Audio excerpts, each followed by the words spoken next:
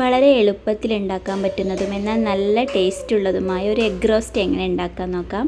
അതിന് വേണ്ട ഇൻഗ്രീഡിയൻസ് കുറച്ച് സവാള, തക്കാളി, മല്ലിയില, വെളുത്തുള്ളി, പച്ചമുളക്. നമുക്ക് ആദ്യം ചീനച്ചട്ടി വെച്ചിട്ട് കുറച്ച് വെളിച്ചെണ്ണ ഒഴിച്ചു കൊടുക്കാം. ഉലുവ ഇടാം. ഉലുവ പൊട്ടിയ ശേഷം നമുക്ക് ഉള്ളി ചേർത്ത് കൊടുക്കാം. കുറച്ച് പച്ചമുളക്, ഉപ്പ് ഇട്ട ശേഷം നമുക്ക് നന്നായിട്ട് വഴറ്റിയെടുക്കണം. പച്ചമുളക് ആവശ്യത്തിന് ഇടണം.